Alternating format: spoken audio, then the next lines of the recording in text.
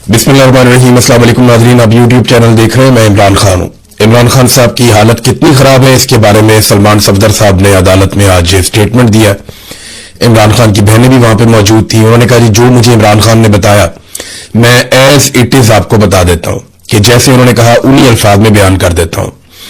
अब ये सलमान सफदर साहब जो है ये प्रोफेशनल वकील है, इन्होंने फीस भी ली है इमरान खान साहब के मुकदमात लड़ने के लिए, और ये प्रोफेशनल वकील के तौर पे अपनी ड्यूटी कर रहे हैं। गैर सियासी आदमी है तो इनका कोई सियासत से ऐसा कोई ताल्लुक भी नहीं है।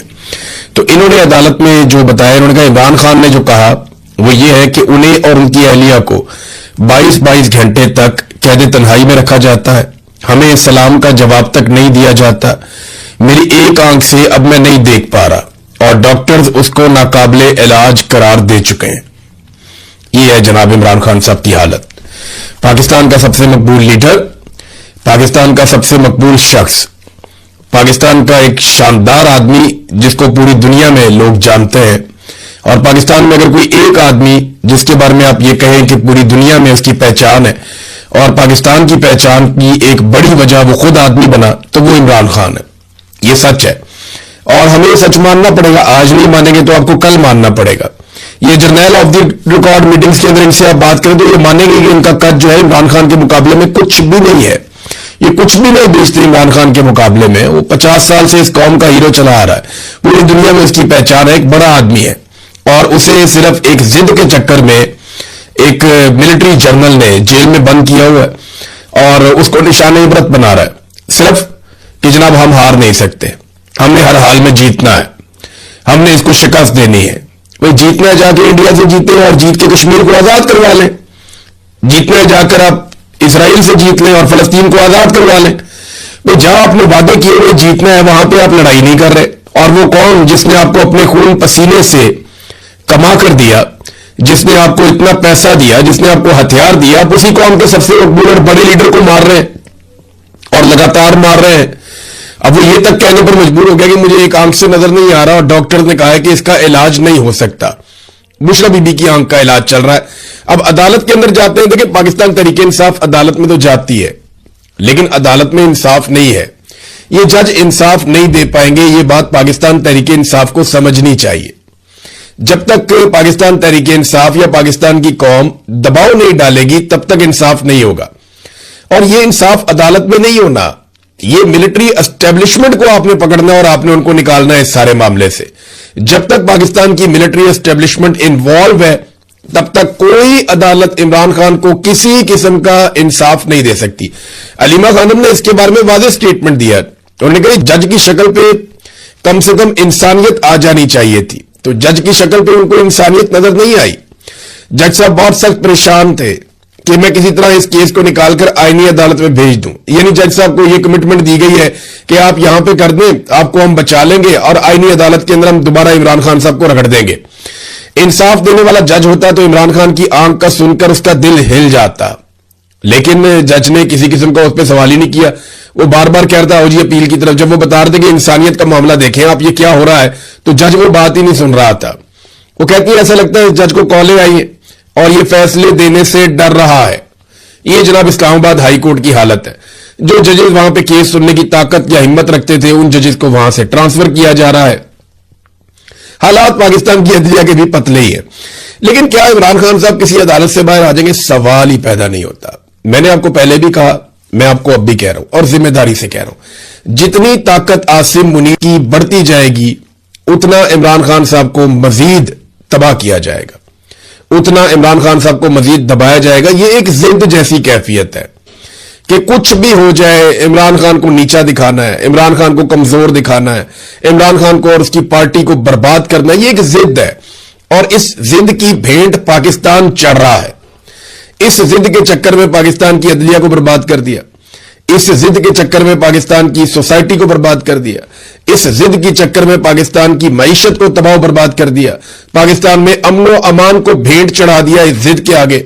और इस जिद की वजह से आज पाकिस्तान जहां खड़ा है हम सब देख रहे हैं। मिसाल के तौर पे ये हमाद अदर साहब ने एक ट्वीट किया है, तो एक छोटा सा ट्वीट, लेकिन इसके अंदर बहुत सारा कुछ उन्होंने लिख दिया। उन्होंने कहा कि अगर पिछले आप चंद महीनों की हुकूमत की तवानाई के शोबे में गलतियों का اندازہ لگائیں اور ان کو گنا جائے تو بڑی عجیب و غریب فہرست بنتی ہے, لمبی فہرست. ایندھن کی قیمتیں وقت سے پہلے بڑھا کر انہوں نے آئل کمپنیوں کو 87 ارب روپے کا فائدہ دیا. ڈیزل کی غلط قیمتیں مقرر کر کے ریفائنریوں کو اضافی منافع پہنچایا اربوں روپے کا. ایل این جی کارگو منسوخ کیے, پھر مجبوری میں مہنگے سپاٹ کارگو خریدے, اس کے اندر بھی اربوں کا نقصان کیا. بد انتظامی کی وجہ سے اپریل کے پہلے حصے میں شہروں میں 12 گھنٹے کی لوڈ شیڈنگ کی گئی. نئے گیس کنیکشن انہوں نے دینا شروع کر دیے, جبکہ موجودہ صارفین کی 10% ضرورت بھی یہ پوری نہیں کر پا رہے. سولر توانائی کے خلاف عجیب و غریب قسم کی پالیسیاں بنا دی, پھر عوامی دباؤ آ گیا ان کے اوپر. سرکولر ڈیتھ کم ہونے کا انہوں نے دعویٰ کیا جناب کہ ہم نے جو آئی پی پیز کا پیسہ دے دیا ہے, جو ہم نے سرکولر ڈیتھ ہے وہ ہم نے ادا کر دیا ہے, وہ آپ کی کیپیسٹی پیمنٹس ہوتی ہے نا. میں آپ کو پھر یاد دلاؤں کہ نواز شریف نے اور آصف علی زرداری نے کچھ ایسے معاہدے کیے آئی پی پیز لا کر, اس پہ میں نے پوری ویڈیو کرنی ہے, لیکن سادہ بات آپ کو بتاؤں کہ آئی پی پیز کے ایسے معاہدے کیے جن کے تحت اگر یہ پروجیکٹس یا یہ آئی پی پیز 1 یونٹ بجلی بھی نہ بنائے تو بھی ان کو پیسے اتنے ہی ملیں گے جتنی ان کی بجلی بنانے کی کیپیسٹی ہے. تو ہم 1 یونٹ بجلی استعمال کرتے ہیں تو 3 یونٹ بجلی کے ہم پیسے دیتے ہیں. اب سرکولر ڈیتھ کم ہونے کے دعوے کیے, مگر اپنے اعداد و شمار جو سرکاری اعداد و شمار ہے وہ اس کے مختلف ہیں. یہ حکمرانی نہیں ہے بلکہ ایک مہنگا تماشا لگایا ہوا ہے ملک میں جسے پوری قوم دیکھنے پر مجبور ہے. تماشا پاکستان کی ملٹری اسٹیبلشمنٹ نے لگایا ہوا اور ضد ہے جناب کہ عمران خان کی ضد میں اب انہوں نے ججوں کو ٹرانسفر بھی کرنا شروع کر دیا ہے. جنرل ضیاء الحق کے دور میں بھی ججز کے تبادلے کا ایسا طریقہ کا رائج نہیں تھا. یہ جسٹس بابر ستار کا خاتہ ہے جنہیں ٹرانسفر کیا گیا پشاور. ججز کے تبادلوں کو بطور ہتھیار استعمال کرنا عدلیہ میں ایک ایسے کلچر کو فروغ دے گا جہاں بے ضابطگیاں اور نااہلیاں پنپیں گی.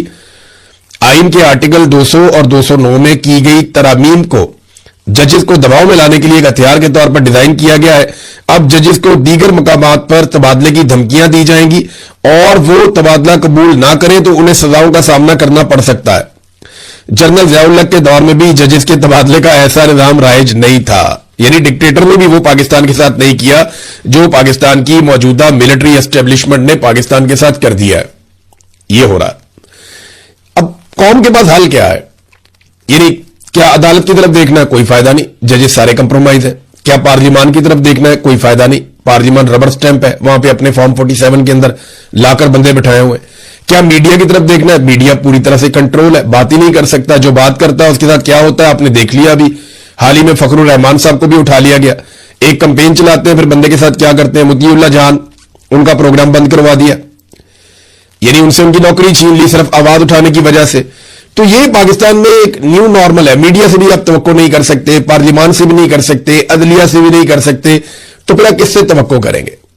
پھر آپ کو اپنے بازو پہ بھروسہ کرنا پڑے گا. عوام کو یاد رکھیے, عوام کو یہ لگتا ہے یہ صرف عمران خان کا معاملہ ہے. جو لوگ یہ سمجھتے ہیں نا وہ بیوقوفی کر رہے ہیں کہ یہ صرف عمران خان کا معاملہ ہے. یہ عمران خان کا معاملہ نہیں ہے, یہ پوری قوم کا معاملہ ہے. یہ ملک کے اوپر قبضہ ہو رہا ہے اور یہ قبضہ عمران خان نے چھوڑنے سے انکار کیا تھا, تب سے اب تک پھڈا پڑا ہوا ہے. اور یہ قبضہ آپ کو وہاں لے جائے گا جہاں سے واپسی ممکن نہیں ہوگی. پاکستان کا سارا پیسہ اشرافیہ کے پاس چلا جائے گا. یعنی وہ اپنے مفاد کے علاوہ دیکھتے کچھ نہیں. ابھی انہوں نے ایک نیا وہ قانون نکال دیا ہے, ایک پابندی لگا دی ہے کہ پنجاب سے گندم جو ہے وہ کسی اور صوبے میں یا کہیں اور نہیں جا سکتی. آپ کو پتا یہ کیوں کر رہے ہیں؟ پنجاب کے اندر کسان بیچارے کی گندم اب تیار ہو گئی ہے, اس نے گندم بیچنی ہے. گورنمنٹ تو گندم لے نہیں رہی اور گندم کی پرائس ملے گی نہیں, کیونکہ مافیا اکٹھا ہو جائے گا اور وہ ایک قیمت ایسی مقرر کر دے گا کہ جناب اس قیمت پہ ہم خریدیں گے, اس سے زیادہ پہ ہم نہیں خریدیں گے. اور مارکیٹ کے اندر کسان اس سے بھی سستی گندم بیچنے پر مجبور ہو جائے گا.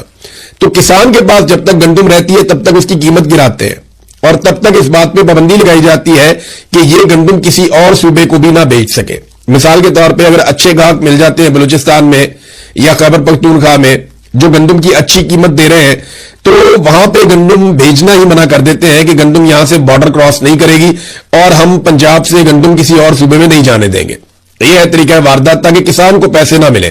لیکن جس وقت مڈل مین یا آڑتی یا وہ لوگ جو حکومت کے بعد قریبی ہیں, جو مافیاز ہیں, جب وہ گندم خرید لیتے ہیں کسانوں سے اور پھر لاکھوں کسانوں کی گندم چند ہاتھوں میں آ جاتی ہے, تو اس کے بعد پھر پابندیاں اٹھ جاتی ہیں.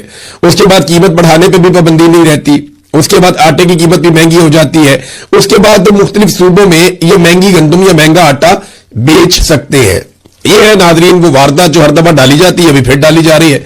تو لوگ کیسے چھٹکارا پا سکتے ہیں؟ دیکھیں, اگر اس نظام نے ہارنا ہے تو عمران خان کو جیتنا پڑے گا. 8 فروری 2024 کو یہ نظام ہار گیا تھا. ملٹری اسٹیبلشمنٹ کے ماتھے پر عوام نے شکست لکھ دیا تھا, لیکن انہوں نے شکست ماننے کی بجائے ہٹ درمی کے ساتھ زبردستی نظام کے اوپر قبضہ کر لیا اور جعلی MNAs MPAs کو لا کر بٹھا کر اپنی حکومتیں بنا لی. اب تب سے لے کر اب تک پاکستان سسک رہا ہے. روزانہ کی بنیاد پر پاکستان نیچے جا رہا ہے.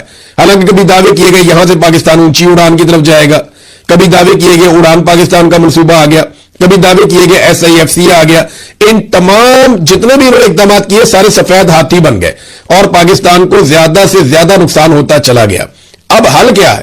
حل یہ ہے کہ عوام خود اپنا حق لے. یہ عوام نے لینا تو ہے, یہ مجھے پتا ہے, آج نہیں تو کل لے گی, کل نہیں تو پرسوں لے گی, لیکن ایک دن عوام اپنا حق لے گی, کیونکہ اس کے علاوہ عوام کے پاس رستہ کوئی نہیں نکلا. یہ لوگ پیچھے ہٹنے کو تیار نہیں ہے.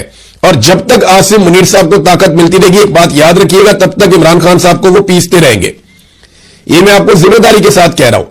جب انڈیا اور پاکستان کی لڑائی ہوئی ہے اور پاکستان ایئر فورس نے تیاری گرا دی ہے, تو اس کے بعد میں نے کہا تھا کہ یہ اب نہیں چھوڑیں گے اور یہ بہت ماریں گے پاکستان تحریک انصاف کو اور عمران خان کو, اور انہوں نے وہی کیا. عمران خان کی آنکھ بھی ضائع کر دی.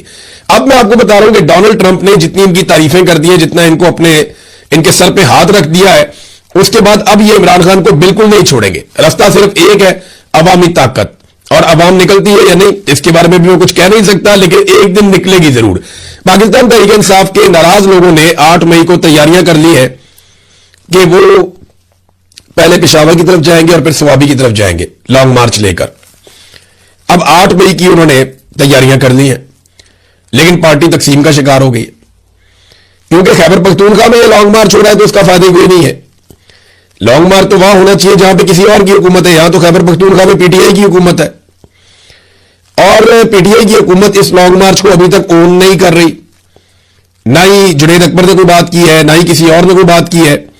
تو عمران خان صاحب کے عزیز ہیں, انہوں نے احمد علی نیازی جو ہے, احمد نیازی, انہوں نے اس کے بارے میں بات کی ہے, اور کچھ اور لوگ ہیں انہوں نے اس کے بارے میں بات کی ہے, اور وہ اپنے لانگ مارچ کی تیاریاں کر رہے ہیں کہ جناب 8 مئی کو ہم لانگ مارچ لے کر جائیں گے سوابی. سوال یہ پیدا ہوتا ہے کہ کیا یہ واقعی میں کر پائیں گے, کیونکہ پی ٹی آئی کے لوگ تو ساتھ کھڑے نہیں ہو رہے. نہ بیرسٹر گور نے اس پہ اسٹیٹمنٹ دیا ہے, نہ سلمان اکرم راجہ نے دیا ہے, نہ عمران خان کی بہنوں کی میں نے کوئی بات سنی ہے, نہ کسی اور کی بات سنی ہے. تو خیبر پختونخوا میں لانگ مارچ نکال کے عمران خان صاحب کو ریلیف کیسے ملے گا, یا عمران خان صاحب کو آزادی کیسے ملے گی؟ یہ 8 مئی کی تاریخ یاد رکھیے گا کہ 7 مئی سے آنورڈ تمام چینلز کو اسٹیبلشمنٹ کی جانب سے احکامات دے دیے گئے ہیں کہ جو آپریشن بیان المرسوس یا مارکہ حق, یہ انڈیا کے ساتھ پاکستان کی لڑائی ہوئی تھی, اس حوالے سے 3 دن خصوصی رپورٹس چلائی جائیں گی, ٹرانسمیشنز چلائی جائیں گی, خصوصی پروگرام کیے جائیں گے, ملی نغمے وغیرہ جو ہے وہ لانچ کیے جائیں گے. تو امید ہے ایک دفعہ پھر پاکستان تحریک انصاف اپنے کارکنوں کو اس حوالے سے روک دے گی کہ جناب کیونکہ یہ قومی یکجہتی کا وقت ہے, سارے اکٹھے ہو رہے ہیں, لہذا آپ کسی قسم کا احتجاج نہ کریں. جب احتجاج کرنے کا وقت تھا وہ سارا وقت پاکستان تحریک انصاف نے ضائع کیا, کسی قسم کی کوئی ایکٹیویٹی نہیں کی, اور اب وہ اپنے لوگوں کو روکیں گے. مجھے اس بات کا آئیڈیا ہے کیونکہ وہ قومی یکجہتی کے لیے حکومت کہے گی دیکھیں جی قومی یکجہتی کا وقت ہے, دیکھیں جی اکٹھے ہونے کا وقت ہے, دیکھیں جی پاکستان کو اتنی بڑی فتح ملی تھی, یہ پاکستان کے دشمن ہیں, یہ ہمارے جشن میں شامل نہیں ہو رہے, یہ احتجاج کر رہے ہیں, ان کی قسمت میں جناب وہ کہہ دیں گے رونا دھونا ہے. تو اس قسم کی باتیں آپ سنیں گے آنے والے دنوں میں, اور پاکستان تحریک انصاف کے جو لوگ ہیں وہ خود ہی منع کر دیں گے.